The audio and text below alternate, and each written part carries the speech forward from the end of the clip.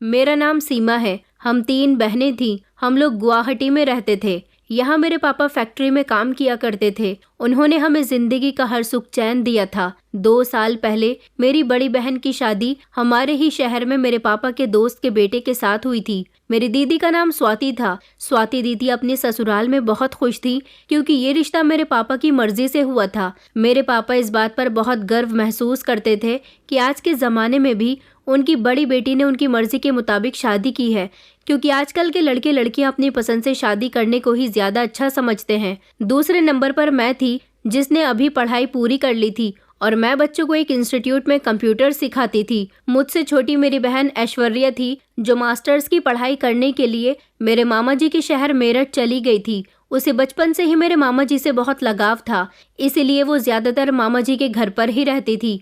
कभी कभी हमारे घर आया करती थी, लेकिन अब तो वो मास्टर्स कर रही थी, इसलिए अब काफ़ी समय से यहाँ नहीं आई थी। जिंदगी बहुत अच्छी गुजर रही थी। इसी दौरान मेरी ज़िंदगी में एक लड़का शामिल हुआ।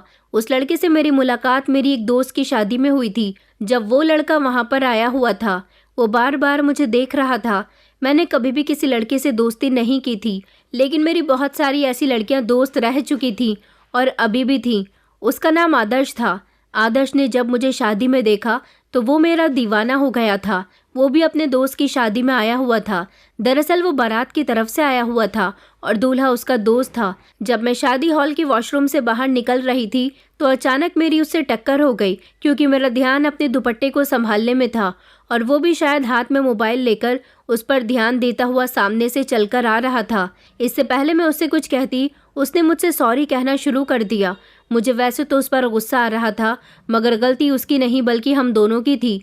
मैंने उसका सॉरी एक्सेप्ट कर लिया और मैं आगे बढ़ गई थी, मगर वो मुझे लगातार देख रहा था। मैं वॉशरूम से जब वापस आई तो मैंने उसे उसी जगह खड़े हुए देखा था। उसने कहा कि आप मुझे बता सकती हैं कि जेंट्स वॉशरूम कहाँ है? मैंने कहा कि आपको इतना बड़ा साइन बोर्ड लगा हुआ नहीं दिख रहा? तो वो कहने लगा कि अरे नहीं, मैं समझा कि कहीं ये भी लेडीज़ वॉशरूम ना हो। मैं उसको देखती हुई आगे बढ़ गई थी। वो बेवकूफ़ था या मेरे सामने बेवकूफ़ बनने की एक्टिंग कर रहा था, ये तो मैं नहीं समझ पाई थी। लेकिन उसे दूसरी बार मेरी टक्कर खाना खाते समय हुई थी, लेकिन अब की बार मेरी ही प्लेट उसके कपड़ों पर जाकर गिर गई थी। उसके कपड़े गंदे हो गए थे। मैंने उसे जल्दी से सॉरी बोला, क्योंकि इस बार पूरी की पूरी गलती मेरी थी। जब मैं अपने मोबाइल में ध्यान लगाए हुए खाने की प्लेट हाथ में लेकर टहल रही थी, अचानक मेरी हाई हील की वजह से मेरा पैर मुड़ गया। वो मेरे करीब से गुजर रहा था। मैंने उसे सहारा लेकर पकड़ने की कोशिश की और मेरे खाने की प्लेट उसके कपड़ों पर जा लगी। उसके कपड़ों पर दाग लग गए थे। इस बार मैंने उसे सॉरी बोलने में देर नहीं की थी। मैं बहुत शर्मिंदा हो रही थी। उसने मुझ पर गुस्सा नहीं किया, बल्कि वो बहुत शर्मिंदा हो रहा था। उसने कहा कि आपको चोट तो नहीं लगी ना? मैंने कहा कि नहीं, मुझे चोट नहीं लगी, मगर आपके कपड़े गंदे हो गए। वो हंसने लगा और कहने लगा कि कोई बात नहीं, मैं अभी जाकर अपने कपड़ों को साफ कर लेता हूँ। मैं उसके पीछे पीछे चली गई और उससे कहा कि लाइए, मैं साफ कर देती हूँ। मैंने अपना रुमाल पानी से गीला किया और जितना हो सका उसके कपड़ों से दाग साफ कर दिए, लेकिन फिर भी उसके कपड़ों पर पीलेपन के धब्बे नजर आ रहे थे। मैंने कहा कि मुझे माफ़ कर दीजिएगा, आपके कपड़े बहुत ज़्यादा ख़राब हो गए। तो वो कहने लगा कि कोई बात नहीं, मैं यहाँ करीब में ही रहता हूँ, अभी जाकर कपड़े चेंज करके आ जाता हूँ। लेकिन काफ़ी रात हो गई है, सोच रहा हूँ कि अब अपने घर ही चला जाऊँ। मैंने कहा कि आपने खाना खाया या नहीं? तो वो कहने लगा कि नहीं, मैंने तो खाना भी नहीं खाया, मुझे थकान हो रही है, अब मैं अपने घर जाऊँगा, कपड़े चेंज करके फिर आऊँगा। बस मन कर रहा है कि मैं अपने घर जाकर आराम करूँ। मैं शर्मिंदा होने लगी थी। मैंने कहा कि सॉरी, मेरी वजह से ये सब हो गया। तो वो कहने लगा कि आपको परेशान होने की कोई ज़रूरत नहीं है, आपने ये सब जानबूझकर तो नहीं किया है ना? मैंने कहा कि अच्छा एक काम करते हैं, आप खाना खा लीजिए, उसके बाद आप चले जाना। वो कहने लगा कि कोई बात नहीं, मैं मार्केट से खाना ऑर्डर करके खा लूँगा। अब मेरे कपड़े ज़्यादा ख़राब हो रहे हैं, इसलिए मैं यहाँ ज़्यादा देर तक नहीं रुक सकता, वरना यहाँ मौजूद मेहमान मेरी मजाक बनाने लगेंगे। वो बेचारा वहाँ से उसी समय चला गया था। मुझे अफसोस हो रहा था कि वो खाना खाए बिना ही चला गया। थोड़ी देर बाद मैं भी अपने घर को वापस आ गई थी। हमारे घर का काफ़ी खुला माहौल था। ऐसा नहीं था कि हमारे पापा ने हमें किसी कैद में रखा हो, मगर मेरे पापा हमसे फिर भी यही कहते थे कि मेरी दी हुई आज़ादी का तुम लोग कभी भी गलत फ़ायदा मत उठाना। उधर मेरी बहन मेरठ में मामा जी के घर ही रहती थी और उनके घर ही रहकर अपनी पढ़ाई पूरी कर रही थी। लेकिन ये बात तय हो गई थी कि उसकी शादी मेरे मम्मी पापा ही करेंगे। 2-3 दिन इसी तरह से गुजर गए थे जब फिर से मेरा सामना उस लड़के से हुआ। मैं बस स्टॉप पर खड़ी हुई अपनी बस के आने का इंतज़ार कर रही थी, क्योंकि मैं ज़्यादातर इंस्टीट्यूट जाने के लिए बस का ही सफ़र करती थी। वो सड़क पर मुझे नज़र आया तो अब की बार उसने मुझे आवाज़ लगाकर हाय बोला था।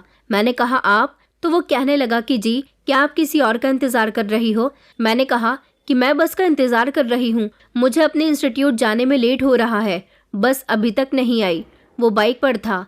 कहने लगा कि अगर आपको कोई प्रॉब्लम ना हो तो मैं आपको आपके इंस्टीट्यूट तक छोड़ सकता हूँ। मैंने कहा कि अरे नहीं नहीं, बस आती ही होगी, मैं चली जाऊंगी। मगर वो बहुत जिद करने लगा और कहने लगा उस दिन के लिए आप मुझे अभी भी शर्मिंदा लग रही हो, तो अपनी शर्मिंदगी दूर करने के लिए ही आप मेरा कहना मान लो, मुझे अच्छा लगेगा। अब उसकी ज़्यादा जिद करने पर मैं उसकी बाइक पर बैठ गई थी। मैंने देखा था कि वो बहुत खुश नज़र आ रहा था और फिर उसके बाद उसने मुझे मेरे इंस्टीट्यूट ड्रॉप कर दिया था।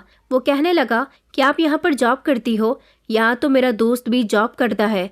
मैंने कहा कि अच्छा, और फिर मैं मुस्कुराते हुए इंस्टीट्यूट के अंदर आ गई थी। वो मुझे जाते हुए बड़ी दूर तक देखता रहा था। अभी मैं उसको सिर्फ इतना ही जानती थी, लेकिन अब धीरे धीरे मेरा टकराव उससे बढ़ता ही जा रहा था।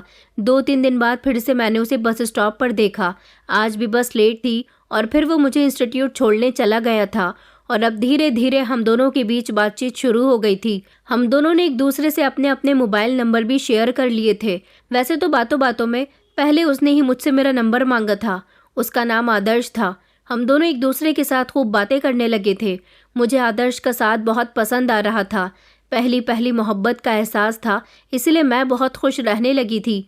अभी आदर्श और मेरे बारे में किसी को कुछ नहीं पता था, क्योंकि हम दोनों ने अपनी मोहब्बत के बारे में अभी किसी को नहीं बताया था। हर रोज़ मुझे आदर्श बस स्टॉप ले जाता था और रात को मेरे घर से थोड़ी दूरी पर मुझे ड्रॉप कर दिया करता था। कुछ दिन इसी तरह से गुजर गए थे। एक दिन मेरे पास ऐश्वर्या की कॉल आई। ऐश्वर्या मुझे महीने में 1 या 2 बार कॉल कर लिया करती थी। वो गुस्सा हो रही थी। कहने लगी कि दीदी, आजकल आप भी तो मुझसे बात नहीं करती, आखिर आपको हो क्या गया है? अब मैं उसे क्या बताती कि मैं आदर्श के साथ ज़्यादातर बिजी रहती थी। मैंने उससे कहा कि तुम घर कब आ रही हो? वो 1 हफ्ते के लिए गुवाहाटी आ रही थी।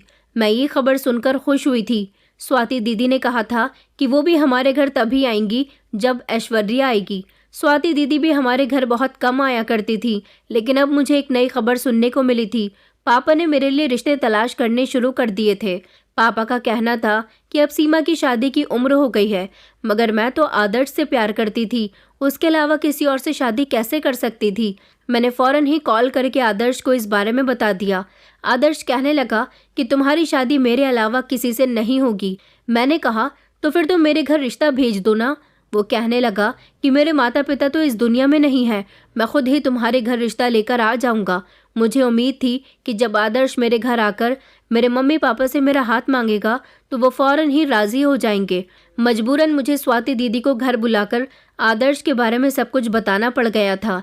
स्वाति दीदी ये सब सुनकर बहुत हैरान हुई थी। उन्होंने कहा, ये तुमने क्या कर दिया? पापा ने तुमसे मना किया था ना कि उनके भरोसे को तोड़ने की कभी कोशिश मत करना। तुम जॉब करती हो, इसका मतलब ये नहीं कि तुम बाहर लड़कों से मिलो। मैंने कहा, दीदी मैं किसी लड़के से नहीं मिलती, मैं तो बस आदर्श से प्यार करने लगी हूँ और आदर्श के साथ कौन सा मैं भागकर शादी करने जा रही हूँ। आदर्श खुद इज्जत से यहाँ रिश्ता लेकर आएगा। दीदी ने कहा कि चलो अच्छा है, वो यहाँ अपने माता पिता को लेकर आ जाएगा तो शायद पापा तुम दोनों की शादी के लिए हाँ कर दें। मैंने दीदी को साफ साफ बता दिया था कि उसके माता पिता नहीं हैं और ना ही कोई बहन भाई है। उसका इस शहर में कोई रिश्तेदार भी नहीं रहता। वो किसी दूसरे शहर का रहने वाला है और डॉक्टर है, किसी अस्पताल में ड्यूटी करता है। यहाँ पर वो अपनी जॉब के सिलसिले में ही आया हुआ है, लेकिन उसका ड्रीम है कि वो अपना अलग क्लिनिक खोलना चाहता है। शादी के बाद वो मुझे अपने घर ले जाएगा और वहीं पर क्लिनिक खोलेगा। स्वाति दीदी ने जब सुना कि लड़का डॉक्टर है तो वो बहुत खुश हो गई थी। उन्होंने कहा, डॉक्टर है तो अच्छे पैसे कमाता होगा। अगले दिन दोपहर का समय था जब आदर्श हमारे घर मेरे मम्मी पापा से बात करने के लिए आया। मेरी मम्मी और दीदी को तो वो बहुत पसंद आया था, लेकिन पापा ने जब उसको अपने सामने देखा और तो और वो उनकी ही बेटी का हाथ मांगने के लिए अकेला आया था। ये सब देखकर मेरे पापा को बहुत गुस्सा भी आया था और वो हैरान भी हुए थे। उस समय तो पापा ने आदर्श से कह दिया था कि हम तुम्हें सोचकर जवाब दे देंगे, लेकिन उसके जाने के बाद पापा बहुत गुस्सा कर रहे थे। उन्होंने कहा कि मैं इस रिश्ते के लिए राजी नहीं हूँ। मम्मी कहने लगी कि आखिर इस लड़के में क्या परेशानी है, देखने का भी अच्छा है, पढ़ा लिखा है, डॉक्टर है। पापा कहने लगे कि तुम्हारा क्या मतलब है कि मैं किसी भी राह चलते के साथ अपनी बेटी की शादी कर दूं? इसका कोई परिवार नहीं है, कोई बैकग्राउंड नहीं है, हम इसके बारे में कुछ भी नहीं जानते। बेटियों की शादी इतनी आसानी से नहीं की जाती। मुझे पापा के इनकार करने की ये वजह बिल्कुल भी पसंद नहीं आई थी, क्योंकि ये कोई खास वजह नहीं थी। मैंने उसी समय हंगामा करना शुरू कर दिया। मैंने कहा, पापा मैं शादी करूंगी तो सिर्फ आदर्श से ही करूंगी, वरना सारी जिंदगी कंवारी बैठी रहूंगी। पापा ने कहा कि अच्छा तो ठीक है, बैठी रहो कंवारी, मगर मैं तुम्हारी शादी इस लड़के के साथ नहीं करवाऊंगा। जैसे तुम्हारी बहन की शादी की है देखभाल कर, इसी तरह से तुम्हारी भी शादी करूंगा। मैंने पापा से कहा, पापा दीदी अपनी ससुराल में खुश रहती हैं, वो उनका भाग्य है, मैं भी अपने ससुराल में खुश रहूंगी। आदर्श बहुत अच्छा लड़का है, उसकी सैलरी भी बहुत अच्छी है। मगर पापा तो कोई भी बात सुनने के लिए तैयार नहीं थे, लेकिन मैंने दीदी और मम्मी को अपनी तरफ कर लिया था। मम्मी ने कहा कि मैं अपनी बेटी की शादी इसी लड़के के साथ करवाऊंगी। मैं भी जिद पर अड़ गई थी। अब इतने लोगों के सामने अकेले पापा की क्या चलनी थी। पापा ने कहा कि अच्छा ठीक है, तुम्हारी शादी उसी लड़के के साथ हो जाएगी, मगर मैं तुमसे सारे संबंध खत्म कर दूंगा। मैंने सोचा था कि कोई बात नहीं, पापा अभी नाराज हैं, इसीलिए ये सब कुछ कह रहे हैं।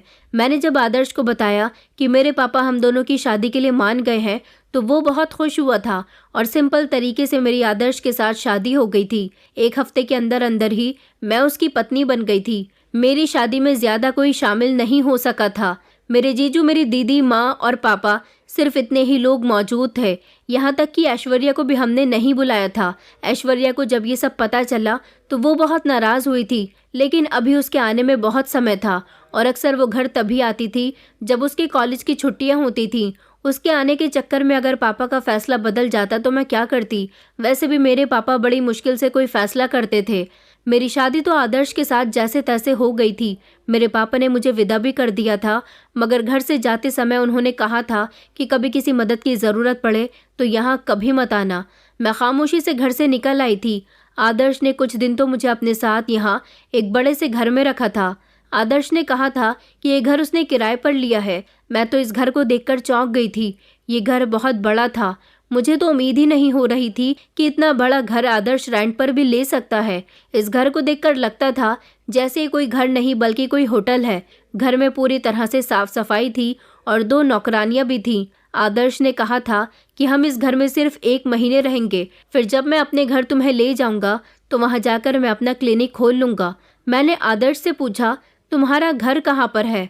आदर्श ने मुझे बताया कि मेरा घर मेरठ में है, क्योंकि अभी मैं 3 महीने से ही तो आदर्श को जानती थी और शायद इन 3 महीनों में वो मुझसे प्यार मोहब्बत की बातें ज़्यादा किया करता था, बल्कि उसने अपनी इन्फॉर्मेशन मुझे बहुत कम ही दी थी। मैंने जब सुना कि वो मेरठ में रहता है तो मुझे बहुत खुशी हुई थी। मैंने उसे बताया कि मेरे मामा जी का घर भी मेरठ में ही है और वहीं पर मेरी बहन भी रहती है। मैं आदर्श के साथ बहुत खुश थी। वो मेरी हर ख्वाहिश पूरी किया करता था। मुझे बिल्कुल भी कोई काम नहीं करने देता था। सुबह को वो हॉस्पिटल चला जाता था, जबकि शाम को जब वो घर आता तो मेरे लिए कोई ना कोई महंगा सा तोहफा लेकर आया करता था। 1 महीने बाद वो मुझे लेकर मेरठ चला गया था। यहाँ आने के बाद भी मैं इसका घर देखकर चौंक गई थी। इसका घर नहीं बल्कि ये तो बड़ा सा बंगला था। मैंने आदर्श से कहा, क्या ये तुम्हारा घर है? आदर्श कहने लगा कि हाँ, ये मेरा ही घर है। मेरे दिमाग में अचानक से ना जाने क्यों एक सवाल पैदा हुआ था जो मैं आदर्श से करना चाहती थी, मगर उस समय उसकी खुशी देखकर नहीं कर सकी थी। वो सवाल ये था कि ये आदर्श का इतना बड़ा बंगला था और उधर गुवाहाटी में उसने मुझे बड़े से घर में रखा हुआ था। अगर उसके पास किसी चीज़ की कोई कमी नहीं थी तो फिर उसे नौकरी करने की क्या ज़रूरत थी? वो क्यों गुवाहाटी अस्पताल में जॉब करने के लिए गया था? उस समय मैं खामोश रही थी, लेकिन कुछ दिनों बाद मैंने बातों ही बातों में जब आदर्श से ये बात पूछी तो आदर्श ने मेरी बात को ध्यान से नहीं सुना था। ऐसा लग रहा था जैसे वो मेरी बात इग्नोर करने की कोशिश कर रहा है। कुछ दिन मैं इसी तरह से आदर्श के साथ रहती रही। मैं बहुत खुश थी। वो मेरी हर ख्वाहिश को पूरी किया करता था। उसने घर में मेरे लिए हर तरह की आसानियाँ मौजूद की हुई थी। उसकी बड़ी सी गाड़ी भी थी। मैं यही सोचती थी कि जब उसके पास ये सब कुछ है तो उसे कोई बहुत बड़ा बिजनेसमैन होना चाहिए था, या फिर उसे अपना अलग क्लिनिक खोलने की या अस्पताल में जॉब करने की क्या ज़रूरत है, बल्कि उसका तो खुद का अपना अस्पताल होना चाहिए था। और वो मेरी बातों का जवाब मुझे सही तरीके से क्यों नहीं देता था। यहाँ आने के बाद मैंने आदर्श के अंदर बहुत सारे चेंजेस महसूस किए थे। वो ये थे कि जितनी मोहब्बत वो मुझसे गुवाहाटी में किया करता था, उतनी मोहब्बत मुझसे यहाँ रहकर नहीं कर रहा था। ज़्यादातर वो यहाँ बिजी रहता था।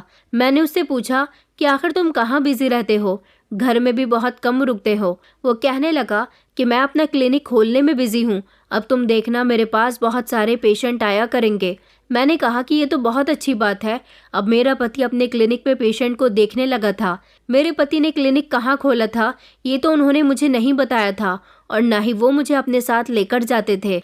मैं सारा दिन अकेली घर में बोर होती रहती थी, इसलिए मैंने एक दिन सोचा कि मैं ऐश्वर्या से बात करती हूँ, उसे बताती हूँ कि मैं यहाँ मेरठ में ही आई हुई हूँ। जब मैंने ऐश्वर्या को कॉल करके ये बताया तो वो बहुत खुश हुई थी। मैंने उसे मिलने के लिए कहा तो ऐश्वर्या कहने लगी कि मैं तो बहुत बिजी हूँ, तुम्हारे घर पर नहीं आ सकती, क्योंकि तुम्हारा घर यहाँ से 1 घंटे की दूरी पर है। अगर तुम फ्री हो तो तुम ही यहाँ पर आ जाओ। मैंने फ़ोन करके आदर्श को बता दिया था मैं अपनी बहन से मिलने के लिए जा रही हूँ। उन्होंने मुझे परमिशन भी दे दी थी। इस तरह मैं जब ऐश्वर्या से मिलने गई तो वो मुझे देखकर बहुत खुश हुई थी। उसने मेरी मुलाकात अपने साथ पढ़ने वाली अपनी बेस्ट फ्रेंड प्राची से भी करवाई थी। प्राची से मिलकर मुझे बहुत खुशी हुई थी, क्योंकि वो बहुत अच्छे बिहेवियर की लड़की थी। थोड़ी देर अपनी बहन से मिलने के बाद मैं अपने घर को वापस आ गई थी, लेकिन यहाँ पर रहते हुए मेरी ऐश्वर्या से लगातार फ़ोन पर बात हो रही थी। ऐश्वर्या को शिकायत थी कि अभी तक उसने अपने जीजू को नहीं देखा। मैंने उससे कहा कि तुम्हें ही यहाँ पर आने की फुर्सत नहीं है, मेरे घर आओगी तभी तो मैं तुम्हें अपने पति से मिलवाऊंगी। लेकिन उसका कहना था कि अभी उसे बिल्कुल भी फुर्सत नहीं है, उसके एग्ज़ाम्स चल रहे हैं। उसने कहा कि जैसे ही मेरे एग्ज़ाम्स ख़त्म होते हैं मैं आपसे मिलने के लिए आपके घर नहीं आऊँगी, बल्कि कुछ दिन आपके साथ ही रहूँगी। जब से मेरे पति ने अपना अलग क्लिनिक खोला था तब से वो और भी ज़्यादा अमीर हो गए थे। वो मुझे हर रात ढेर सारे पैसे लाकर दिया करते थे। वो मुझसे कहते थे कि तुम इन पैसों की शॉपिंग करो या जो चाहे करो, ये सब तुम्हारे ही तो हैं। मैं बहुत खुश थी कि मेरा पति तो ज़्यादातर काम में ही बिजी रहता था, इसलिए मैं अकेले ही ड्राइवर के साथ शॉपिंग करने चली जाती थी। लेकिन मैं कंफ्यूज इस बात से थी कि आखिर मेरे पति के पास इतना पैसा कहाँ से आ रहा है। ऐसा लगता था जैसे दुनिया के सारे ही मरीज मेरे पति से अपना इलाज करवाते हैं। मेरा पति तो दिन ब दिन खूब अमीर बनता जा रहा था। एक दिन मैंने अपने पति से पूछा कि मुझे आपका क्लिनिक देखना है। मेरे पति ने कहा कि तुम वहां जाकर क्या करोगी, वहां तो ढेर सारे पेशेंट्स होते हैं। मैंने कहा लेकिन मुझे फिर भी वहां जाना है। उन्होंने कहा कि अच्छा बाबा ठीक है, किसी दिन मैं तुम्हें वहां लेकर चलूंगा, मगर वो अभी तक मुझे वहां लेकर नहीं गए थे।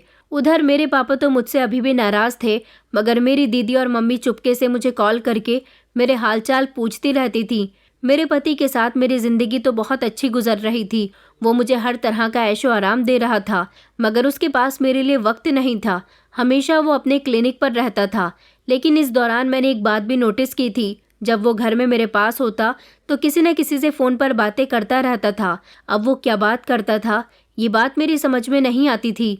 मैं उसके ऐसे बिहेवियर से तंग आ गई थी, इसलिए मैंने अपने पति से कहा था कि आखिर आप ये क्या करते रहते हो। मेरी तो कुछ भी समझ में नहीं आता कि आप ऐसा भी क्या काम करते हो जो आपकी इतनी कमाई हो रही है, और फिर डॉक्टर इतने भी बिजी नहीं रहते कि अपनी पत्नी पर भी ध्यान न देते हों। इस बात पर मेरे पति ने मुझसे कहा कि तुम्हें दुनिया का हर सुख चैन मेरे घर से मिल रहा है, तो फिर तुम्हें इस बात से कोई मतलब नहीं होना चाहिए कि मैं क्या करता हूँ और क्या नहीं।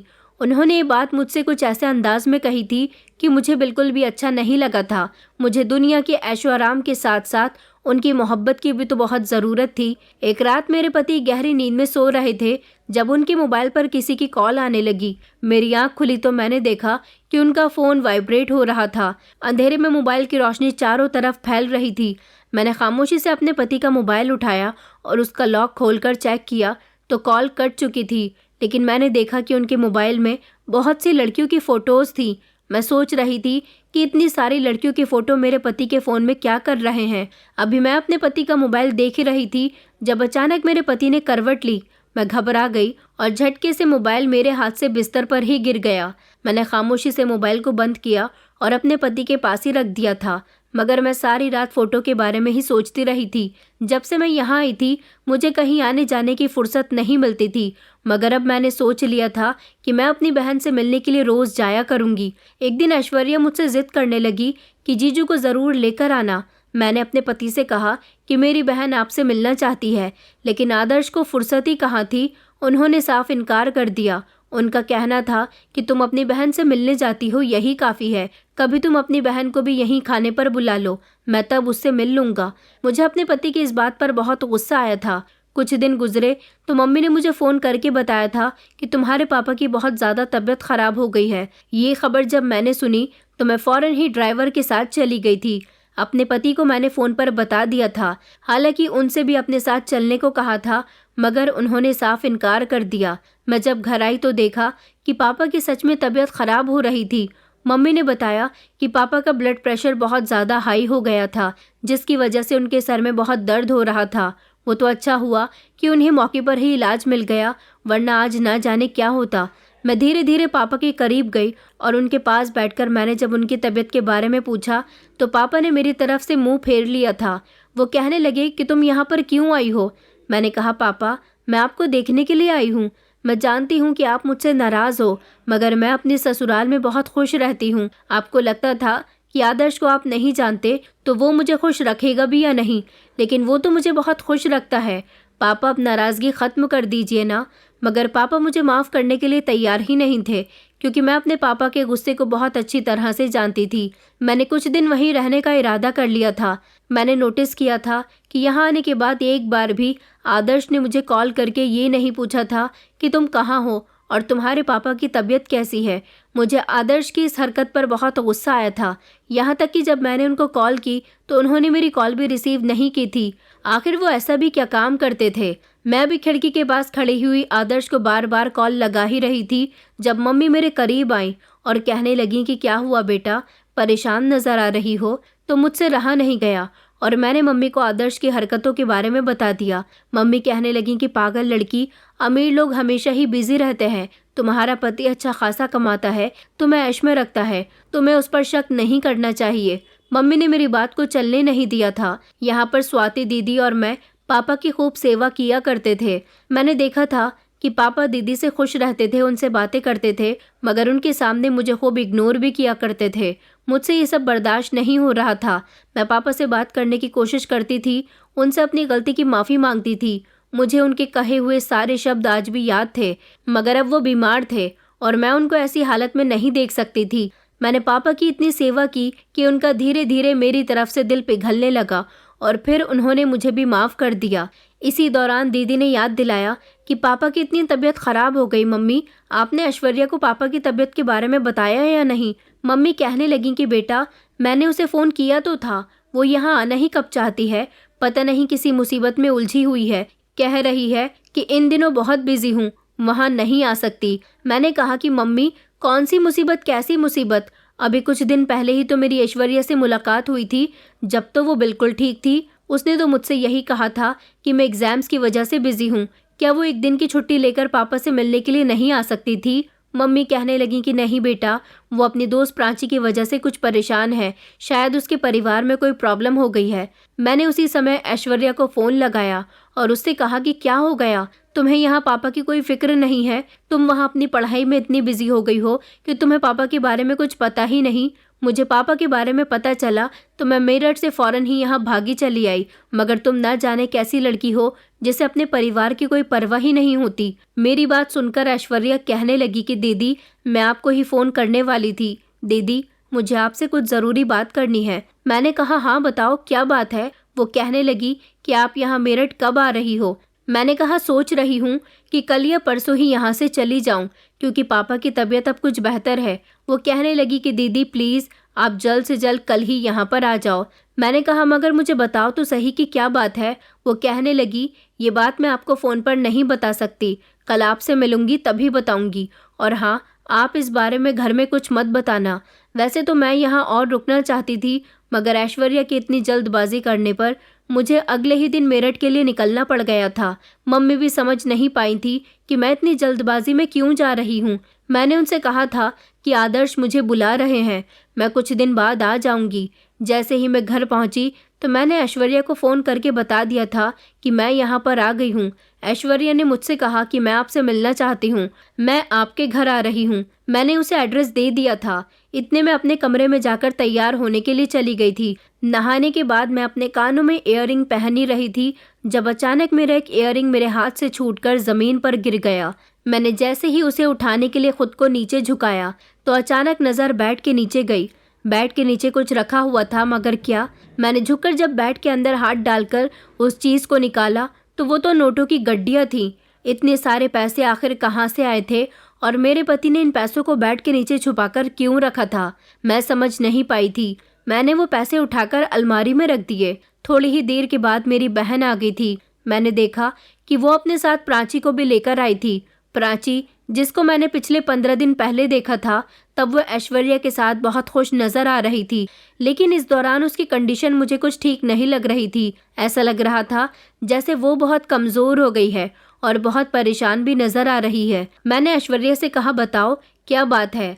ऐश्वर्या ने और प्राची ने पहले एक दूसरे की तरफ देखा। प्राची ने अपना सर झुका लिया जबकि ऐश्वर्या ने बात शुरू की। ऐश्वर्या कहने लगी कि दीदी, मुझे 20 लाख रुपए की ज़रूरत है। मैंने चौंक कर कहा कि क्या? 20 लाख रुपए का तुम्हें क्या करना है? तुम्हारी पढ़ाई का सारा खर्चा पापा उठाते हैं, तुम्हें हर महीने खर्चे के लिए पैसे भी भेजते हैं। ऐश्वर्या मुझसे बात करते हुए उस समय बहुत घबरा रही थी। वो मेरी बात सुनकर खामोश हो गई। मैंने कहा, बताओ ना, तुम्हें 20 लाख रुपए की क्या ज़रूरत पड़ गई? तो वो कहने लगी कि दीदी, बस आप ये मत पूछो, मुझे पैसे दे दो। आपके पास तो किसी चीज़ की कमी नहीं है, आपके लिए तो 20 लाख रुपए देना बहुत मामूली सी बात है। आपने ही बताया था ना कि जीजू आपसे बहुत प्यार करते हैं, वो शहर के बहुत बड़े डॉक्टर हैं, बहुत सारा पैसा कमाते हैं, तो फिर क्या आप थोड़े से पैसे हमें नहीं दे सकती? मैंने कहा, मेरी कुछ समझ में नहीं आ रहा, तुम क्या कह रही हो? मैं तुम्हें पैसे दे सकती हूँ, मगर इतने बहुत पैसे, आखिर इतने पैसों की तुम्हें क्यों ज़रूरत पड़ गई? वो कहने लगी कि दीदी, प्राची इस समय बहुत बड़ी मुसीबत में है। मैंने कहा, अब प्राची को क्या हुआ? तो वो कहने लगी कि दरअसल प्राची की काफ़ी दिनों से तबीयत खराब चल रही थी। वो एक दिन अपने भाई के साथ हमारे शहर के एक डॉक्टर के पास चली गई। डॉक्टर ने सिर्फ पेशेंट को ही अपने केबिन में बुलाया। इसका भाई बाहर ही रह गया था। डॉक्टर ने प्राची का चेकअप किया। प्राची के पेट में दर्द था।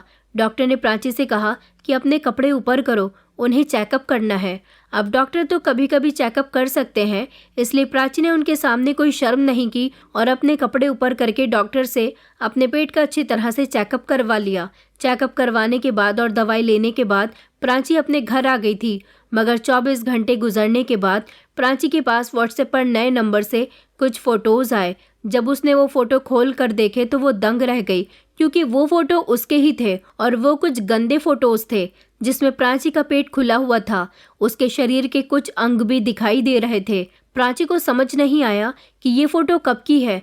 फिर उसी नंबर से प्राची के पास कॉल आई। प्राची ने कॉल रिसीव की तो कॉल पर बोलने वाले इंसान ने प्राची से कहा कि तुमने फ़ोटो तो देख लिए होंगे, इन फ़ोटो में तुम्हारा शरीर, तुम्हारा चेहरा खुलेआम नज़र आ रहा है, मैं तुम्हारी ये फ़ोटो वायरल कर दूंगा। प्राची ने कहा कि नहीं नहीं, तुम ऐसा कैसे कर सकते हो, ऐसा मत करना। उसने कहा कि ठीक है, मैं ऐसा नहीं करूँगा, मगर तुम्हें इसके बदले मुझे 20 लाख रुपए देने होंगे। अगर तुमने मुझे मेरी मुंह मांगी कीमत नहीं दी तो मैं तुम्हारे सारे फ़ोटोज़ वायरल कर दूंगा और इस तरह तुम्हारी बहुत बदनामी होगी। प्राची तो सोच में पड़ गई थी कि आखिर ये फ़ोटो कब और कैसे ली गई। तब उस आदमी ने बताया कि जब तुम डॉक्टर के यहाँ चेकअप करवा रही थी तब की है ये फ़ोटो। उन फ़ोटो को कुछ इस अंदाज में लिया गया था कि वो फ़ोटो गंदी लग रही थी और अब वो डॉक्टर इस बेचारी को ब्लैकमेल कर रहा है। इससे कह रहा है कि 20 लाख रुपए दो वरना तुम्हारे फ़ोटो वायरल कर दूंगा। उसके घर वाले तो खुद गरीब लोग हैं, इतने पैसों का इंतज़ाम कहाँ से करेंगे। डर की वजह से इसने किसी को इस बारे में नहीं बताया, क्योंकि उसने कहा है कि अगर तुमने अपने घर वालों को या पुलिस को ये बात बताने की कोशिश की तो मैं फ़ौरन ही तुम्हारे सारे फ़ोटोज़ वायरल कर दूंगा और फिर तुम सब में बदनाम हो जाओगी। इसलिए मेरे साथ होशियारी मत करना। दीदी, मैं मामा जी से भी पैसों का नहीं कह सकती, क्योंकि इतने पैसों का इंतज़ाम वो भी 2 दिन में नहीं कर सकते। उस डॉक्टर ने 2 दिन के अंदर अंदर पैसे लाने को कहा है। अगर हमने पैसे नहीं दिए तो वो इस बेचारी को बदनाम कर देगा। जीजू के पास तो काफ़ी पैसा है, इसलिए मैं आपके पास इसे लेकर आई हूँ। तभी प्राची ने मेरे सामने हाथ जोड़ दिए। उसकी आंखों से आंसू निकल रहे थे।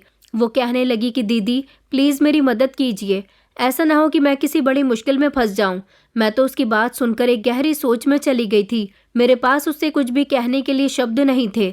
मैंने कहा कि देखो, मेरे पास इतने पैसे नहीं हैं। वो कहने लगी, तो फिर आप अपने पति से ले लीजिए ना, वो हमारी मदद तो कर सकते हैं। मैंने कहा, ये डॉक्टर तो बहुत ही खतरनाक है। मुझे उस बेचारी पर दया आने लगी। मैंने कहा, चलो मैं तुम्हारी मदद कर दूंगी। वैसे भी मेरे पति के पास काफ़ी सारे पैसे थे। मैं उसी समय अपनी अलमारी के पास गई। पहले तो मेरी आंखों के सामने वही पैसे आ गए जो मुझे बेड के नीचे से मिले थे, मगर मैंने उन्हें हाथ नहीं लगाया और तिजोरी से 20 लाख रुपए निकालकर उन्हें दे दिए। ये पैसे मेरे पति के थे। मेरे पति की तिजोरी हमेशा पैसों से भरी रहती थी। वो बैंक में अपने पैसे नहीं रखता था। वो दोनों खुशी खुशी वहां से चली गई थी। मैंने कहा, मगर तुम लोग उसे ये पैसे कैसे दोगी? क्या वो तुमसे ये पैसे लेने के लिए आएगा? प्राची कहने लगी कि हाँ, वो हमें कहीं मिलने के लिए बुलाएगा। मिलकर ही वो हमसे पैसे लेना चाहता है। मैंने उन दोनों को अपने घर से भेज दिया था, मगर मैं बड़ी परेशान थी कि आखिर कोई डॉक्टर इतना कैसे गिर सकता है। मैं यही सब कुछ सोच रही थी। इसी तरह रात हो गई। मैं अभी स्टोर रूम में मौजूद थी जब नौकरानी ने आकर मुझे बताया कि मालकिन, मालिक घर आ गए हैं। मैंने नौकरानी से कह दिया था कि आदर्श आ जाएं तो मुझे बता देना। मैं जल्द ही स्टोर रूम से बाहर निकली और कमरे की तरफ जाने लगी, जब अचानक मेरे कदम कमरे के दरवाजे पर ही रुक गए थे। आदर्श किसी से फ़ोन पर बात कर रहे थे। वो कह रहे थे कि पैसों का इंतज़ाम हो गया है ना, तुम तो बहुत समझदार लड़की हो। मेरे साथ ज़्यादा होशियारी करने की कोशिश मत करना। कल सेंट्रल पार्क में आ जाना, मैं वहाँ तुम्हारा इंतज़ार करूँगा। और हाँ, अपने साथ किसी को लेकर मत आना, तुम अकेली ही वहाँ पर आना, वरना याद है ना कि तुम्हारे फ़ोटो अभी भी मेरे पास हैं। वो फ़ोटो तभी डिलीट होंगे जब तुम मुझे पैसे देकर चली जाओगी और मेरे हाथ में रकम आ जाएगी। कल सुबह ठीक 6 बजे तुम सेंट्रल पार्क में आ जाना। उस समय पार्क में सुनसान होती है। मेरे पति ने बात पूरी करने के बाद मोबाइल बंद कर दिया था। इतनी ही देर में मैं कमरे के अंदर चली गई। मुझे देखकर मेरे पति कहने लगे कि अरे तुम आ गई। मैंने कहा कि जी आ गई। मैंने आपको कितने कॉल्स किए, मगर आपने तो मेरी किसी कॉल का जवाब ही नहीं दिया। यहाँ तक कि आपने मुझे पलटकर कॉल करना भी ठीक नहीं समझा। वो कहने लगे कि मैं काम में बिजी था। मैंने कहा, आखिर ऐसा भी आपका कौन सा काम हो गया जो आपको बिल्कुल ही फुर्सत नहीं है? आज मैं जानना चाहती हूँ कि आखिर आप ऐसा कौन सा काम करते हो। आदर्श कहने लगे कि मैं बहुत थक गया हूँ, इस समय तुम मुझसे ये बातें मत करो। ये कहते हुए आदर्श बेड पर अपने जूते उतारने बैठ गए थे। मैंने कहा कि नहीं, मैं जानना चाहती हूँ, आप जैसे मामूली से डॉक्टर के पास इतने पैसे कहाँ से आते हैं? मेरी बात पर उन्होंने अपने हाथ रोक लिए और मेरी तरफ घूर कर देखा। कहने लगे कि तुम्हें यहाँ किसी चीज़ की कोई परेशानी नहीं है, तो फिर तुम्हें मेरे काम से कोई मतलब नहीं होना चाहिए। मैंने कहा, मगर मैं आपका काम जानना चाहती हूँ। तो वो कहने लगे कि देखो सीमा, मुझसे ज़्यादा बहस मत करो। मैं इस समय बहुत थक गया हूँ। सुबह मुझे जल्दी उठना है। मैंने कहा, क्यों, सुबह आपको कहीं जाना है? तो कहने लगे कि हाँ, एक पेशेंट है, उसका ट्रीटमेंट चल रहा है, उसकी कंडीशन कुछ ठीक नहीं है, सुबह मुझे उसके पास ही जाना है। मैं खामोश हो गई थी, क्योंकि अब धीरे धीरे मुझे अपने पति पर शक होने लगा था। क्या मेरा शक करना ठीक था? मेरी समझ नहीं आ रहा था। सारी रात मेरे सर में बहुत दर्द होता रहा। मैंने उन पैसों के बारे में भी आदर्श से नहीं पूछा था और ना ही उनको उन पैसों के बारे में बताया था जो मैंने प्राची की मदद करने के लिए दिए थे। लेकिन आज रात मुझे सोना नहीं था। मुझे देखना था कि आखिर मेरे पति क्या काम करते हैं। आज मैंने सोचा था कि मैं अपने पति का पीछा करूंगी और देखूंगी कि वो कहाँ जाते हैं। मेरे पति ने सुबह 5:30 बजे का अलार्म लगा दिया था। उनके मोबाइल का अलार्म बजा तो वो भी उठ गए थे और फौरन ही बाथरूम में चले गए। मैं अभी भी बिस्तर पर इस तरह से लेटी हुई थी जैसे गहरी नींद में सो रही हूँ। मेरे पति तैयार होकर जल्दी से घर से निकल गए थे। मैं फौरन ही उठी और अपने पति के पीछे पीछे चलने लगी। आज मेरे पति ने गाड़ी भी नहीं ली थी। मैंने अपने दुपट्टे से अपना चेहरा छुपा लिया था। मैं खामोशी से धीमे धीमे कदमों से उनका पीछा कर रही थी। सुबह सुबह का समय था। चारों तरफ सुनसान थे। सड़क पर 2-3 लोग ही नजर आ रहे थे। मेरे पति ने किसी को सेंट्रल पार्क में बुलाया था और वो मुझसे झूठ कह रहे थे कि उन्हें किसी पेशेंट से मिलने के लिए जाना है। क्या पेशेंट सेंट्रल पार्क में आया था? अब मुझे ज़्यादा सोच विचार करने की ज़रूरत नहीं थी, क्योंकि सब कुछ अब मेरी आंखों के सामने आने वाला था। मेरे पति सेंट्रल पार्क के गेट पर रुके। उन्होंने इधर उधर देखा कि कहीं कोई उन्हें देख तो नहीं रहा, मगर मैं जल्दी से पेड़ की आड़ में छुप गई। आदर्श ने अपनी जेब से निकालकर मफलर अपने चेहरे पर लपेट लिया और फिर वो अंदर जाने लगे। मैं भी उनके पीछे पीछे चली गई। वो एक पेड़ के नीचे खड़े हो गए। मैं उनको दूर से खड़े हुए देख रही थी। उन्होंने अपनी जेब से मोबाइल निकाला और वो इधर उधर देखने लगे। मोबाइल उन्होंने अपने कान पर लगा लिया था और फ़ोन पर बात करने वाले इंसान से वो कह रहे थे कि तुम कहाँ हो? मैं यहाँ इधर बच्चों वाली स्लाइड के पास खड़ा हुआ हूँ, पेड़ के नीचे। मैं भी इधर उधर देख रही थी कि आखिर कौन है जिनसे ये मिलने के लिए आए हैं, और उन्हें अपना चेहरा भी छुपाना पड़ा। लेकिन मेरी नज़र अचानक प्राची पर पड़ी, जिसके हाथ में छोटा सा बैग था, और वो उसे लेकर धीमे धीमे चलते हुए मेरे पति के सामने आकर खड़ी हो गई। ये सब देखकर तो मेरे होश ही उड़ गए थे। प्राची ने वो पैसे मेरे पति को दे दिए। ये सब देखकर मैंने अपने मुंह पर हाथ लगा लिया। क्या जो मैं आज अपनी आंखों से देख रही थी वो सब सच था? क्या वो डॉक्टर जो प्राची को ब्लैकमेल कर रहा था वो मेरा ही पति था? मेरा पति ही था, क्योंकि ये सब कुछ अब मेरी आंखों के सामने था। वो उस पेड़ के पास से हट गए थे और उन्होंने प्राची को इशारा दिया था कि वो बैग वहीं पर छोड़ दे और खुद वहाँ से चली जाए। जब प्राची वहाँ से चली गई तो मेरे पति ने वो बैग उठाया और वो जल्दी से वहाँ से फरार हो गए। ये सब देखकर मेरी आंखों में आंसू आ गए थे। मैं फ़ौरन ही वहाँ से भागकर निकल आई थी और जैसे ही मैं घर आई तो मेरी आंखों से आंसू नहीं रुक रहे थे। मुझे यकीन नहीं हो रहा था कि आदर्श ऐसे इंसान है जो लोगों को ब्लैकमेल करते हैं। डॉक्टर तो मरीजों के लिए भगवान समान होता है, मगर मेरा पति तो एक हैवान बन चुका था। अब मुझे समझ आया था कि मेरे पति के फ़ोन में लड़कियों के फ़ोटोज़ क्या कर रहे थे। मैं समझती थी वो उनकी मरीजों के फ़ोटो हैं, मगर वो तो अपने पेशेंट के गलत तरीके से फ़ोटो खींचकर उनको ब्लैकमेल कर रहे थे, उनका गलत फ़ायदा उठा रहे थे, और उनकी जितनी भी काली कमाई है वो सब उनकी अपनी नहीं बल्कि उन्हीं बेबस लड़कियों से लिया हुआ पैसा है। लेकिन मैं अपने पति की यह हरकत खामोशी से बर्दाश्त नहीं कर सकती थी। अब मुझे समझ आया था कि मेरा पति इतना बिजी क्यों रहता है। मैंने अपने पति पर पूरी नज़र रखनी शुरू कर दी थी। मेरे पति वो पैसे लेकर कहाँ गए थे ये तो मैं नहीं जानती थी। उनका क्लिनिक कहाँ था ये भी मुझे नहीं पता था। लेकिन अब मैंने हर कदम पर उनका पीछा करना शुरू कर दिया। मुझे अपने पति के खिलाफ अब कुछ भी करके सबूत इकट्ठे करने थे और उनको रंगे हाथों पकड़वाना था। मैं ऐसे इंसान के साथ ज़िंदगी नहीं गुजार सकती थी जो इतना घटिया इंसान हो। मुझे एहसास हो रहा था कि मेरे पापा ने जो कहा था वो बिल्कुल ठीक कहा था। हमें किसी भी राह चलते इंसान पर भरोसा नहीं करना चाहिए। इंसान का बैकग्राउंड उसके शरीफ होने की पहचान होता है, इसलिए हमें उसके बैकग्राउंड के बारे में पता निकाल लेना चाहिए। मगर मैं तो इस इंसान की मोहब्बत में इतनी अंधी हो चुकी थी कि मैंने हमेशा इस पर अंधा विश्वास किया। मेरा पति जब भी घर आता तो मैं उस पर नज़र रखती कि वो क्या करता है, किससे बात करता है। दरअसल मेरा पति सारा दिन मरीजों को देखता है। जवान और खूबसूरत लड़कियां जब उसके क्लिनिक पर आती हैं तो वो उन्हें फंसाने की पूरी तरह से कोशिश करता है। यहाँ तक कि उसने अपने केबिन में कैमरे लगवाए हुए हैं। जब जब वो लड़कियों का चेकअप करने के लिए उनके करीब जाता, उनके शरीर के अंग को अच्छी तरह से चेक करता। उसी समय कैमराज में सब कुछ रिकॉर्ड हो रहा होता।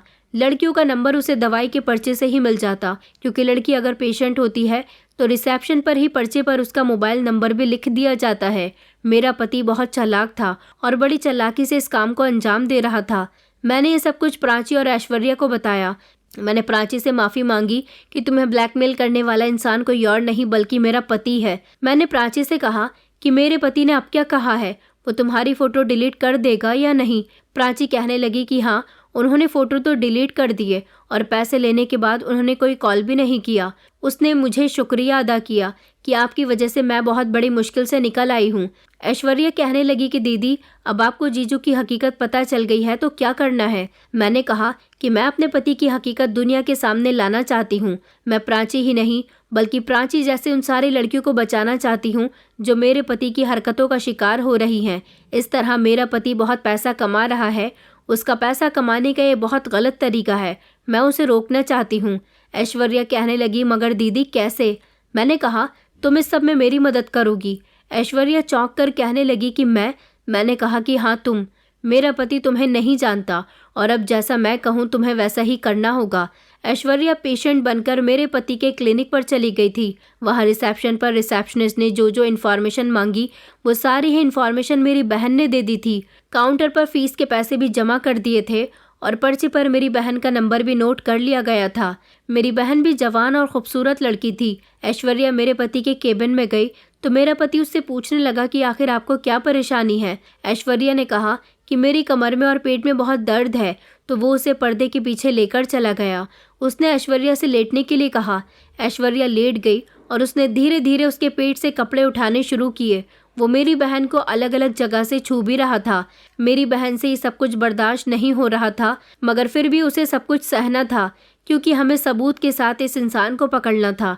उसने ऐश्वर्या के साथ जो करना था किया, मगर अब हम ऐश्वर्या के मोबाइल पर उसकी कॉल आने का इंतजार कर रहे थे। उसने मेरी बहन से 25 लाख रुपए की रकम मांगी थी, क्योंकि वो मेरी बहन के कपड़ों का अंदाज देखकर समझ गया था कि वो पढ़ी लिखी और किसी अमीर घर की लड़की है, क्योंकि मेरी बहन हमेशा से ही स्टैंडर्ड कपड़े पहनती थी। मेरी बहन ने उससे फ़ोन पर बात करके नाटक किया कि उसकी फ़ोटो वायरल ना करे, लेकिन आदर्श ने ऐश्वर्या से भी वही सब कुछ कहा जो प्राची से कहा था, और वो जो बाकी लड़कियों से कहा करता था। अब हम लोग पूरी तैयारी से थे। ऐश्वर्या को उसने रेलवे स्टेशन के पीछे वाले एरिया में बुलाया था। उस जगह अभी सुनसान रहती थी। अक्सर मेरा पति सुनसान वाले इलाकों में ही पैसे लेने जाता था, लेकिन इस बार हम उसकी पूरी प्लानिंग को बहुत अच्छी तरीके से जानते थे। जब मेरा पति वहां खड़ा हुआ, ऐश्वर्या के आने का इंतजार कर रहा था, और उसने ऐश्वर्या के आ जाने पर उसे पैसे रखकर जाने के लिए कहा, तो ऐश्वर्या वहां से जा चुकी थी। लेकिन जैसे ही मेरा पति वहां पहुंचा और उसने बैग को हाथ लगाया, फौरन ही मौके पर वहां पर पुलिस पहुंच गई थी और पुलिस ने उसे अरेस्ट कर लिया। सबसे पहले पुलिस ने उसका मोबाइल हिरासत में लिया था। आदर्श ने अभी भी अपना चेहरा छुपाया हुआ था। पुलिस ने जब उसके चेहरे से मफलर हटाया तो वो आदर्श ही था। आदर्श ये नहीं समझ पा रहा था कि उसके साथ ये सब कुछ कैसे और क्यों हुआ। मैं तभी उसके सामने आ गई। मेरी बहन और मेरी बहन की दोस्त प्राची, हम सब लोग भी उसके सामने आ गए थे। आदर्श हमें देखकर चौंक गया। वो कहने लगा कि सीमा, देखो, मुझे गलत मत समझना, ये सब कुछ मैंने तुम्हारे लिए किया, प्लीज़ मुझे पुलिस से बचा लो। मैंने कहा, मैंने ही पुलिस को बुलाया है और ये सब कुछ मेरी ही प्लानिंग थी। मैं जानती हूँ कि तुम इन दोनों लड़कियों को देखकर हैरान हो रहे हो। प्राची मेरी बहन की दोस्त है और ऐश्वर्या मेरी बहन है। तुमने इन दोनों को बहुत अच्छे तरीके से बेवकूफ़ बनाया। मैं तुम्हारे इरादे समझ गई थी, क्योंकि मैंने कई बार तुम्हारे मोबाइल में लड़कियों की फ़ोटोज़ देखी थी। तुम्हारे दिन ब दिन कामयाब होने से भी मैं कंफ्यूज होती रहती थी। और तो और उस दिन मैंने प्राची से पैसे लेते हुए भी तुम्हें देख लिया था। तुम्हें याद नहीं कि जो पैसे तुमने प्राची से लिए वो पैसे मैंने ही प्राची को दिए थे, क्योंकि ये बेचारी मेरी बहन के साथ मुझसे मदद मांगने के लिए आई थी। मगर तुम्हें क्या पता कि तुम्हारे ही पैसे तुम्हें मिल गए। आदर्श बार बार चीख रहा था, चिल्ला रहा था कि ये सब झूठ है, मैंने कुछ नहीं किया। मगर अब उसका फ़ोन जब पुलिस के हाथ में आ गया तो बहुत सारे ऐसे राज खुलकर आए थे जिसे सुनकर मैं भी हैरान रह गई थी। आदर्श ये काम काफ़ी सालों से कर रहा था। वो एक बहुत अच्छा डॉक्टर था। वो चाहता तो एक कामयाब डॉक्टर बनकर भी पैसे कमा सकता था, मगर उसने अपने रुतबे का गलत फ़ायदा उठाया। वो गुवाहाटी में भी यही सब कुछ करता था, मगर उसे वहाँ शक होने लगा कि कहीं वो पकड़ा ना जाए, इसलिए उसने शादी के बाद फ़ौरन ही इस शहर में रहना शुरू कर दिया। मगर यहाँ अब उसका काम बहुत अच्छा चल रहा था। वो काफ़ी सारी लड़कियों को बेवकूफ़ बना चुका था। वो बैंक में इतने सारे पैसे नहीं रख सकता था, इसलिए जितने पैसे लड़कियों से उसे मिलते वो सारे ही पैसे घर में कहीं ना कहीं छुपा कर रख दिया करता था, ताकि मुझे शक न हो कि इतने पैसे कहाँ से आ रहे हैं। मगर एक दिन बेड के नीचे मुझे भी पैसे रखे हुए मिल गए तो मुझे शक होने लगा था, और ये बात क्लियर हो गई थी कि मेरा पति काफ़ी सारी लड़कियों को बेवकूफ़ बना चुका था, क्योंकि उसने अपने केबिन में चेकअप वाले स्थान पर कैमरे लगाए हुए थे। उन कैमरे की रिकॉर्डिंग वो रात को चेक करता था। ये सारे ही काम वो अस्पताल में कर रहा था। अस्पताल में उसके साथ एक साथी भी मिला हुआ था जो इस सारी सिचुएशन को हैंडल करता था, क्योंकि पकड़े जाने के बाद पुलिस की पिटाई खाकर आदर्श ने सब कुछ कबूल कर लिया था। आदर्श ने मुझे शादी में देखा था और मैं उसे पसंद आ गई थी। बस तभी से वो मेरा दीवाना हो गया। उसने मुझसे तो शादी कर ली, लेकिन बाकी लड़कियों को ब्लैकमेल करके वो उनको पैसों के लिए मजबूर करने लगा। वो बेचारी लड़कियां ना जाने कहां कहां से पैसों का बंदोबस्त करती थी। कुछ अपनी माँ का जेवर बेचती तो कुछ चोरी करके पैसों का इंतजाम करती थी। कुछ ऐसी थी जिन्होंने डिप्रेशन में आकर खुद को मारने की कोशिश की थी, और कुछ तो ऐसी थी जो बदनामी की वजह से खामोश होकर बैठ गई थी। मेरे पति के अरेस्ट होने के बाद जब उन लड़कियों को पता चला कि मेरा पति अरेस्ट हो चुका है और उसके क्लिनिक को भी सील कर दिया गया, तो वो लड़कियां बहुत खुश हुई थी और मेरा शुक्रिया अदा करने लगी थी। पुलिस ने मेरे घर में भी छापा मारकर मेरे पति के सारे पैसे उन लड़कियों को दे दिए थे जो उस समय सामने आई थी। काफ़ी सारे ऐसे पैसे थे जो मेरा पति खर्च कर चुका था। मेरे पति को लंबी सज़ा हुई। मैंने भी अपने पति से डिवोर्स ले ली थी। वो हाथ जोड़कर मुझसे माफ़ी मांग रहा था, मगर मैंने उसे माफ़ नहीं किया क्योंकि उसकी गलती माफ़ी के काबिल ही नहीं थी और इस तरह मेरे पति का भांडा फूट गया था। मैं बहुत रोई थी। जिससे मैंने मोहब्बत की थी वो एक ऐसा घटिया इंसान निकल सकता था, मैंने सोचा भी नहीं था। मेरे घर वालों को जब ये बात पता चली तो वो भी बहुत शर्मिंदा हुए थे। पापा ने मम्मी से यही कहा था कि बेटियों की शादी हमेशा देखभाल कर ही करनी चाहिए। तुमने मेरी बात ना मानकर जल्दबाजी में बहुत बड़ा फैसला कर लिया और जल्दबाजी के फैसले हमेशा गलत होते हैं। हमें हर फैसला सोच समझकर करना चाहिए क्योंकि बेटियों की शादी का फैसला 2-3 दिन का नहीं होता, बल्कि सारी ज़िंदगी की बात होती है। मैं भी आप लोगों से यही कहना चाहूँगी कि अपनी बेटियों के लिए सोच समझकर रिश्ते तलाश कीजिए। मैं तो आज तक डिवोर्स लेकर बैठी हुई हूँ, अभी भी जॉब कर रही हूँ, लेकिन मैंने जिससे मोहब्बत की थी उसने मुझे धोखा दिया। वो एक धोखेबाज निकला। वो भले ही मुझे ऐशो आराम की ज़िंदगी दे रहा था, मगर मुझे ऐसे ऐश की ज़रूरत नहीं थी जो दूसरों का सुकून बर्बाद करके मिल सके। दोस्तों, उम्मीद करती हूँ आपको हमारी कहानी पसंद आई होगी। कहानी पसंद आई है तो वीडियो को लाइक करें, चैनल पर नए हैं तो चैनल को सब्सक्राइब करें और हाँ, नोटिफिकेशन बेल को ज़रूर दबाएं ताकि अगली अपडेट सबसे पहले आपको मिले।